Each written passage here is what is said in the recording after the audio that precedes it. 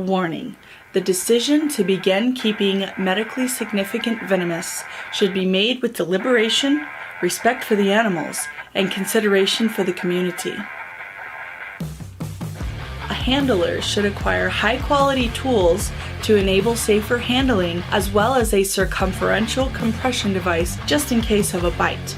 We purchase our hooks, tongs, and venom lock from tongs.com. A keeper should be mindful. Requirements of care are more extensive in comparison to keeping non-venomous, and I do not condone handling by those who are not physically able-bodied, adequately experienced, clear of mind, or otherwise impaired. Furthermore, I recommend mentoring under a licensed venomous keeper for a minimum of 2,000 hours before attempting the act on your own, which many states require. Additionally, do not attempt to interact with any dangerous animals without an assistant, as this could potentially result in your death and enact a ripple of social and legal ramifications in your state and federal legislature.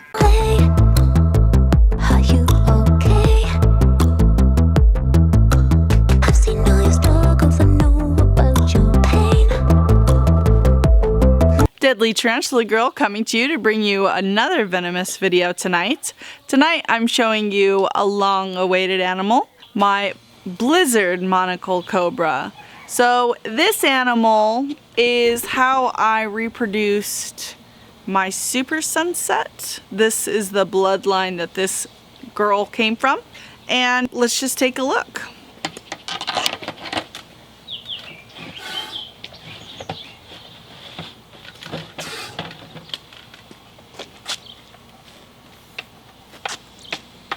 So she is a little more excitable than her brother. Ooh, look at that hood. So she's all hooded up, ready to come out and play. Come on. There we go. The albino monocle is a beautiful animal, but it's kind of an ivory yellow.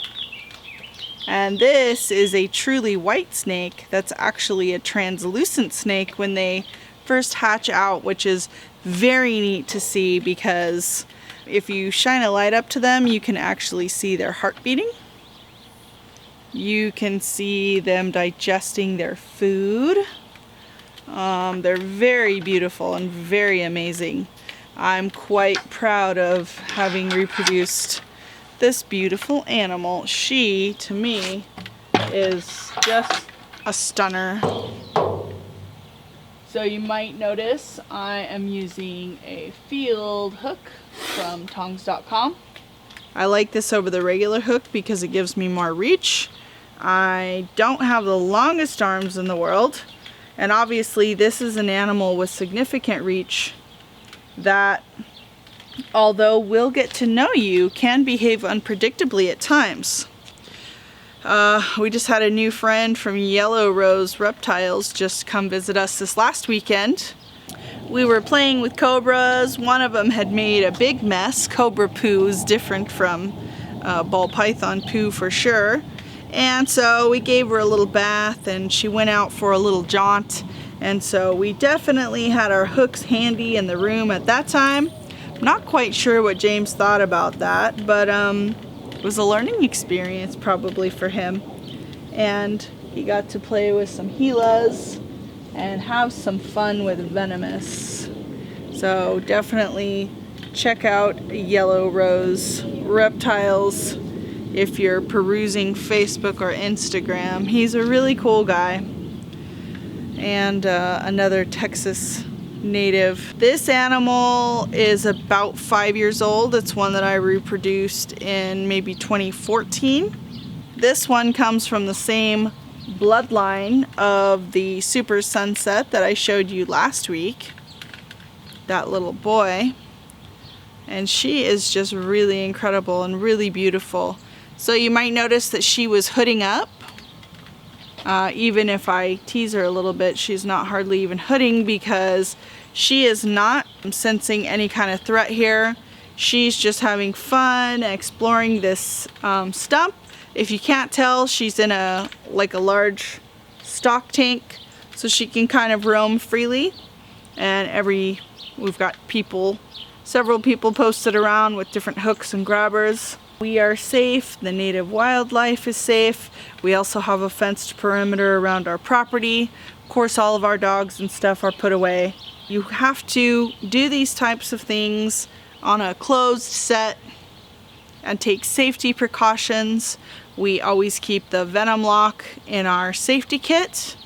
We have a hospital about 5 minutes away, and our rules for large pythons or venomous is no one works with them alone. Of course, we never work with the animals if we've had any alcohol within that day or the last several hours. So it's very important that you're extraordinarily careful anytime you're working with venomous, not only for yourself, but the people around you, and even on a wider scale, the whole community. Because if one person has an accident, that can be a tragedy, not just for them, but for victims that aren't involved and for all of us. So I know in some states the regulation is 2,000 hours of required handling under a mentor keeper. And I think that that's a really great policy, because if you can hook a cobra and move it from a tank to a tub and lock the lid on, that's great. But you really, ultimately, if you own this animal, you need to be prepared for when things go sideways, and be able to trust yourself and be confident in yourself, be able to accurately predict what that animal might do, to be able to guess what their range is. You're going to need to be able to be in tune with, they're likely to show a feeding response, or if it's an animal that's more aggressive just due to their natural temperament. These are all things that you should be very intimately in tune with before you ever have anything go wrong with your animal. So I strongly caution people not to go to a show and just buy a cobra if you haven't had training with somebody that's worked with that species, because obviously things can go wrong just in the blink of an eye.